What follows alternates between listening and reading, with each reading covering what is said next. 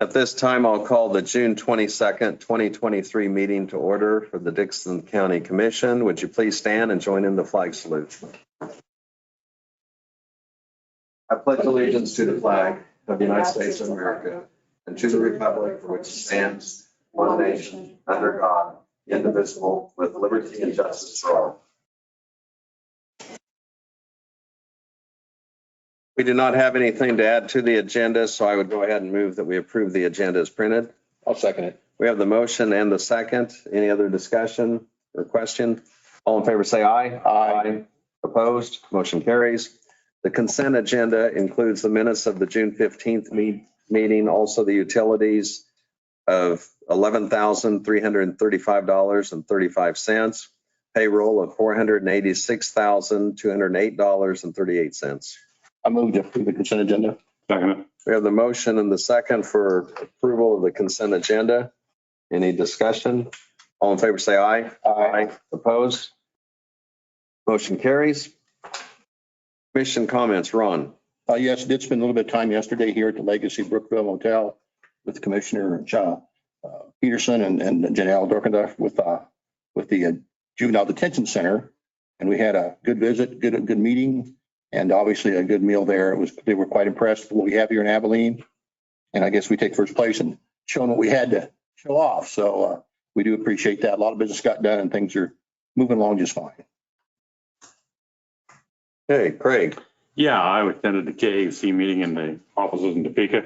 We had a very good meal too. Probably better than you guys because it didn't cost the county anything. But Not directly. yeah, Exactly. yeah. They're going to have a caucus for the Kansas delegates we're going in Austin.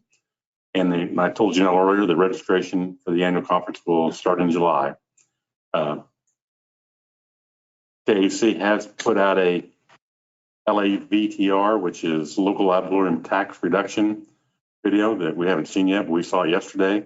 It gives the history of it and how it started and how it ended up not being funded.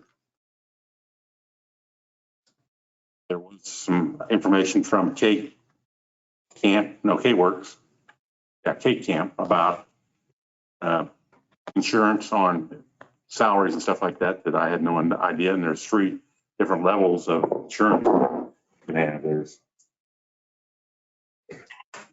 on how much your losses are. Right. So, and there was other stuff, but that's kind of the highlight stuff. That's all I have, Lynn. Okay. I think, back here we have, this is from K-Camp. We were that was K-Work. Okay. Yeah. It was on our insurance loss. They awarded us a number of years ago on that. So I guess we need to work on that. As far as my comments, Central Kansas Mental Health, we had our monthly board meeting over at Salina. Part of that is we had an audit, which we always have. And so all the findings were very acceptable and things are going well there. But there's also the challenges of hiring professionals and then really the amount of service and calls they receive is on the increase. So, that's fortunate that they can handle that increased volume, but it also shows some of the difficulties at all age groups and all levels throughout the counties in that particular issue. Dixon County EDC, they're having a business after hours, and that's tonight out at Waltz, east of Abilene here, out on Interstate. So that's all I have. This would be opportunity if there's anyone that would want to make a public comment on something that is not on the agenda, and Emily, we'll have you hold off a second. But this would be opportunity if anyone online or anyone else wanted to make a comment on anything that is not on the agenda. We do not have public comments. And Janelle, I'll let you kind of handle this introduction as far as Emily and why she's here, and Okay. we're glad to have you. And Absolutely. Emily is our 911 dispatch director, and Amanda Purdom is one of her staff members. And over the weekend, they had a drowning, and Amanda was the dispatcher that took the call and the save. So I thought it would be nice to recognize Amanda for her work and have Emily and Amanda come up here and talk a little bit about the circumstances and her little hero award. all right, that's a big award, but It's a very yes, big tell us more. So Saturday, June 17th, 11-ish, the exact time. Amanda took a 911 call from a parent whose child had drowned in a pool while they were setting up for his birthday party. And yeah, they started CPR. They got him breathing again, was transported to Salina and is doing fine. This is due to the training that we have with our staff, the emergency medical dispatch training and the protocols that are in place. So kudos to our staff for doing that. And she was by herself because her pregnant cohort was throwing up in the bathroom. She was doing a great job.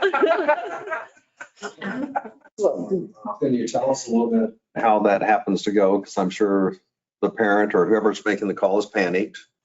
And so can you walk us through a little bit the assessment and how quickly the instructions can get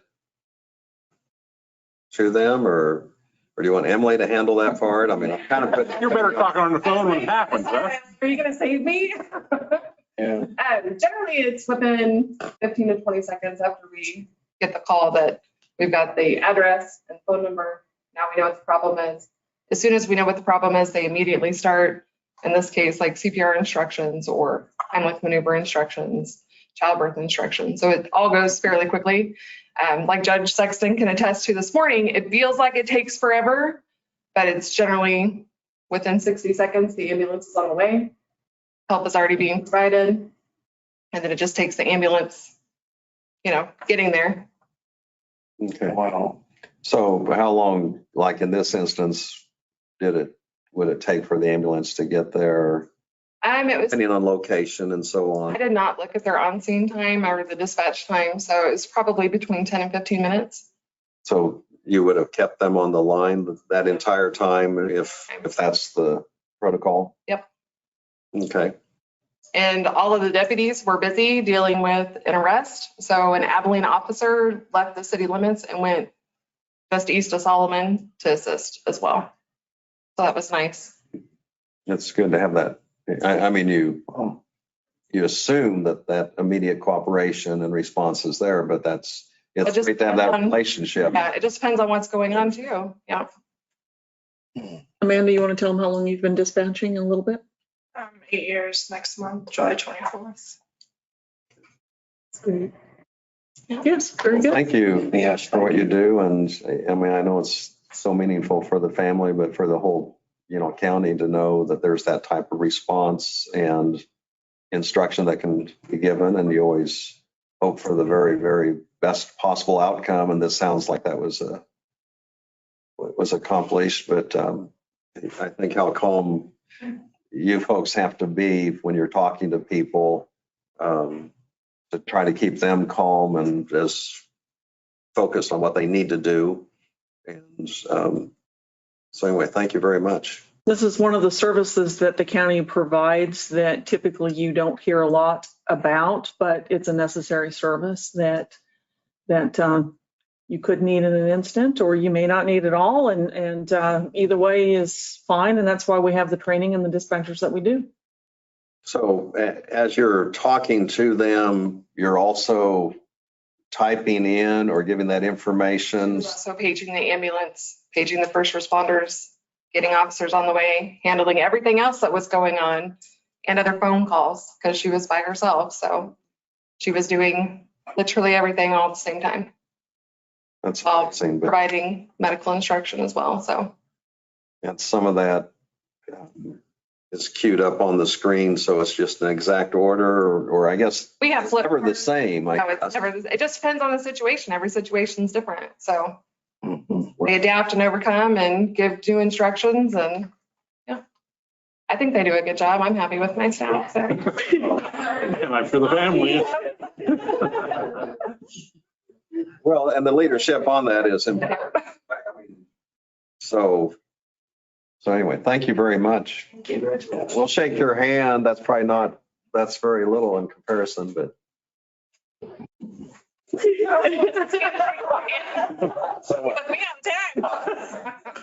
Thank you. We'll call in an emergency and we'll talk to you later then.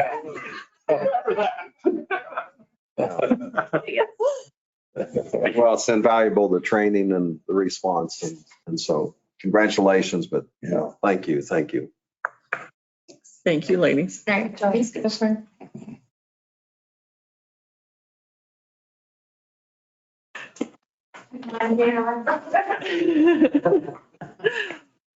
Okay. So we did not have any other additional comments. It's always great to have good, encouraging news and, find out that someone in that position did exactly what they were trained and supposed to do.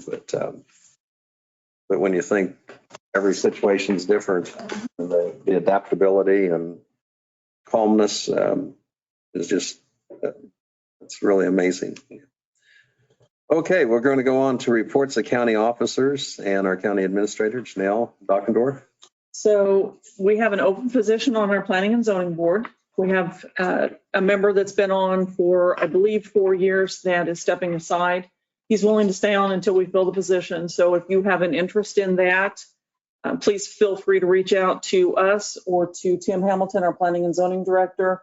There's a short application and we'll set up a time to visit with the applicants and make the determination.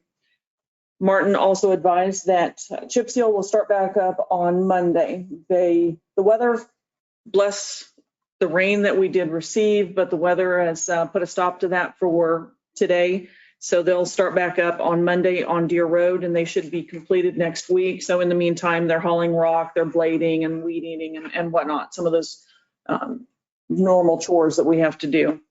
And then we've also been approached by the City of Enterprise to do some chip sealing on their behalf. So Martin is working with their Public Works Director to move forward on that pretty quickly, actually, before we put the machines up. Our emergency manager is out in Colby. He's participating in a full-scale exercise for a tornado, similar to what we did with our staff and brought in other emergency management departments and worked on that. So he's out helping with that. And then we have a community baby shower coming up through the health department next week on June 28th from 5 to 7. And this is for all expecting and new mothers. If they want to come in, there's vendors that will be there. There will be prizes that are giveaway. There's information. They'll talk about, anything that you can face with a new baby. So just wanted to pass that along as well. Okay. Thank you. Doug. We have the tax sale coming up on Tuesday at 9 o'clock in the morning. There's right now 55 parcels of real estate. And so that's a significant number. And hopefully there'll be some people who will redeem their properties before 4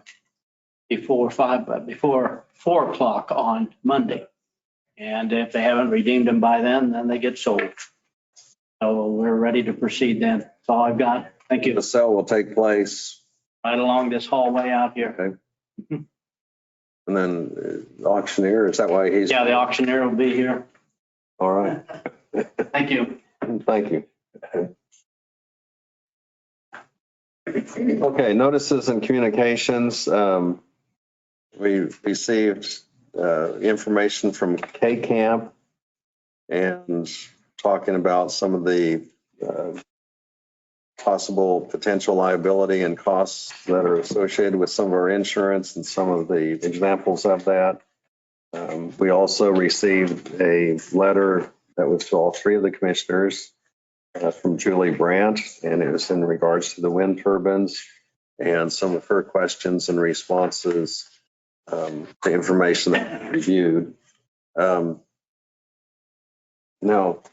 kind of for clarification, Janelle, I probably should have tipped you off sooner, but on Senator Mike Thompson is, We're gonna have to do a little research on that. I didn't bring my folder in here with the information that she's referring to, but I'll have Tim take a look at that. I think it was an article that we received on behalf of that group, okay. Julie and Beverly, that they had submitted to us. And we might have, staff look into that more too. Right. I mean, because he is kind of quoted as a source and so on, and seems very qualified and good information, but we're continuing to look at all the variables and information and gather information on that. So it's kind of an ongoing discussion. Correct. And will be for quite a while yet. Okay, were there any other notices and communications that anyone would want to bring up or that you're aware of? So moving on, we do not have any resolutions. We do not have anything under unfinished business. The next thing we have on the agenda under other business is to accept the resignation of the Wheatland Township Clerk. And that is by letter from Chad Beach, and mentions basically what it is that he has moved out of the township, and so is not able to fulfill those duties. And along with that resignation letter, we have from the treasurer of Wheatland Township, and they request that they've talked to this individual, that we have Dave Boyce placed on the Wheatland Township Board to replace Chad Beach. And I believe that's Dave. I'm the longhand writing. I think that's correct, yes. So I'd go ahead and make the motion that we accept that resignation from Chad Beach and also approve the appointment for the Wheatland Township Clerk, Dave Boyce. I'll second it. We've got the motion and the second. Is there any other discussion or question? All in favor, say aye. Aye. Opposed? Motion carries. Next item we have is a proposal for surveying, design, and bidding for 1022 Old Highway 40 and the 1098 Old 40 bridges from Schwab Eaton. So Janelle, do you have additional information on that? It's just in preparation of upcoming pavement project that we would have on the Old 40, and we would like to replace the bridges that are there with one of them will be replaced with a non-bridge length that can be removed from our county inventory, which would be good. So we'll lessen the expense that we have for those inspections. And we could have our crews handle the smaller of those bridges, and then we would have to go out for bid to replace the other ones. So we've asked Chad to prepare a proposal for the surveying, design, and the bidding on this at $36,820. And we can move forward with that and get it replaced before we move on to the paving project, which won't be, I don't believe it'll be next year. It's possibly the year after that. That's part of the evaluation that we'll do when we go through and look at the roads for the annual year, for the upcoming year. Janelle, this is the only bid you have? This is one bid? Schwab Eaton is our county engineer, so that's what we're requesting the proposal for. Any other questions? We do need to I do have a motion. the tubes. I mean, the ones we get a survey done, or that we just don't need a culvert there, or the Right, flow is not good enough to justify the. Okay. correct. And that's one thing that we ask about that to make sure. Okay. Yeah, would move that we accept the bid from Schwab Eaton for $36,820 for the replacement of 1022. No, 1022 on Old 40 Bridge. And 1098 Old 40. There's two of them. Oh, okay. Yes. You just said down here only. That's the one that the county crews would, Okay. one is county crew will be replacing. The other one is, We have to have the same work done for both of them. he's included in including it all in with that. So one will have to contract out to have it replaced. The other, our crews will be able to replace just because of the size. In other words, we're going to pay to replace the bridge with tubes. Is that correct? Yes, but we're getting it off the county inventory that we have to have inspected annually. So, But it We can just what make it will be smaller. payments? Okay. yes, yes.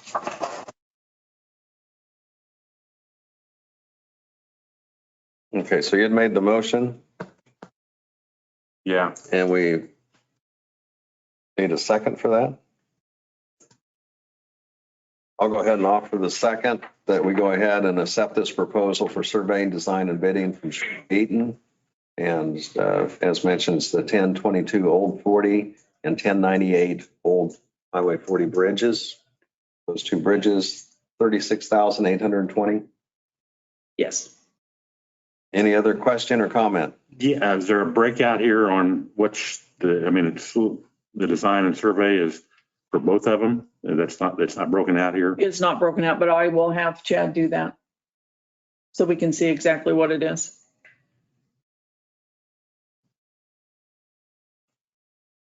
And we can do that moving forward with other proposals like this too. Would you rather that be done first? I would, Is there I'm gonna- the urgency? I'm gonna vote against it so we can, Is there the You urgency? just want to table it till we get some more information? yeah. Would you want to withdraw your I'm motion? not withdraw it. Well, to table it? We can vote on it and I can vote no. Well, that's true. That's true. I just wondered if it was easier. I guess I read through it real quickly this morning, didn't have time, and I assumed it was only for one. And I made that assumption, Why should you tell him wrong? I'm I'm not saying that very much. No. I'm going to go ahead and make the motion to amend your motion that we table this until we get the additional information next week. So is there a second to that amendment? I'll second your amendment. So we have the motion and second to amend that motion. So all we're voting on is the amendment. All in favor, say aye. Opposed?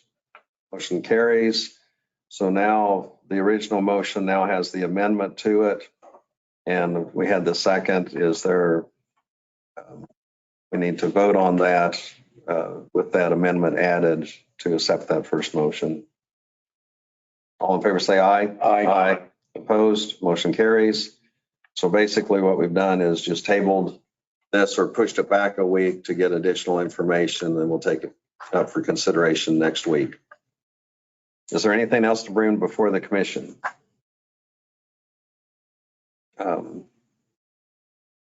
No, I'm sorry. There's not.